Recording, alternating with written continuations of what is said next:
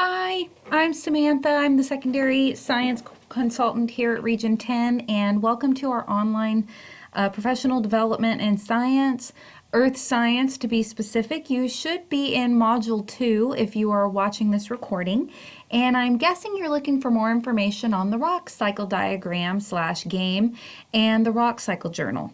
This activity was created solely for workshop purposes, so we do not recommend using this particular design with your students unless it's well guided.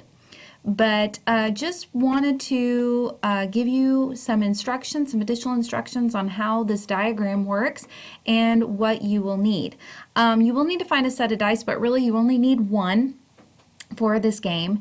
And I'm going to go ahead and get started with the instructions. So at the bottom for this module, you'll see the story of my rock cycle, and my guess is you probably have pulled up the diagram. It wasn't attached at the time this recording was made, but it is there, and the diagram looks like this. So the rock cycle game is designed to give kids a chance, and we call it riding the rock cycle.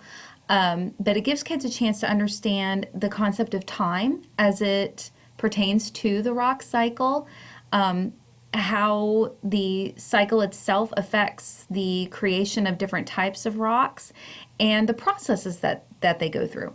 So let me just get started with the game. So you're going to take your dice and just pick any station on the mat.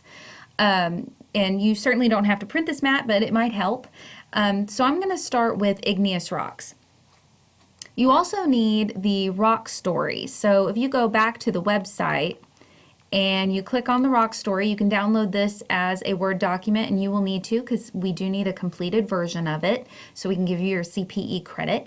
But you're going to basically create a story of your rocks. So the purpose of this is to let kids know that the material that we know of as rocks goes from form to form to form, and sometimes they stay in a place for a really long time, and other times they move around quite a bit.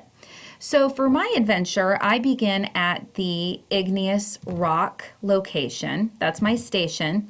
And the first thing that happened was, since I'm here, I'm looking very shiny from cooling. That's what we know about igneous rocks. Then I'm going to roll the dice and see what happens. If I roll a 1 again, I'm going to remain at this location. If I roll a 3 or a 5 or maybe even a 2, then I can change locations. So let's say I roll a 2. The next thing I went to, so if I rolled a 2, right here I'm going to put my next station. The next station is sediments. So I'm going to put sediments right here in this blank. Go to sediments and roll the dice. If I roll a 5, a 3, or let's see, a 5 or 3, and I think that's it, then I can move on. But if I roll a 1, a 2, or a 6, or a 4, I don't go anywhere. So let's say I roll a 2. So I'm going to remain here. You're eroding into smaller bits, because we know that sediments are created by weathering and erosion. So you keep going through this process of rolling the dice, putting a new location, remaining here, whatever that the dice tells you are to do, and you create this story.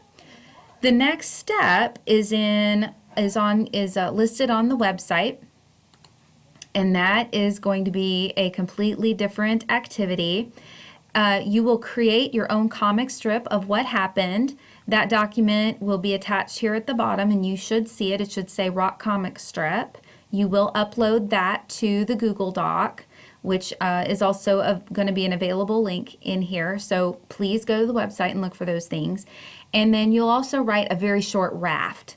And there is a whole nother video which will be linked for you on the raft. But this is primarily to the rock cycle game. I hope I was able to assist you with maybe some of your questions, and I hope you have a good time playing it. Thanks, and have a great day.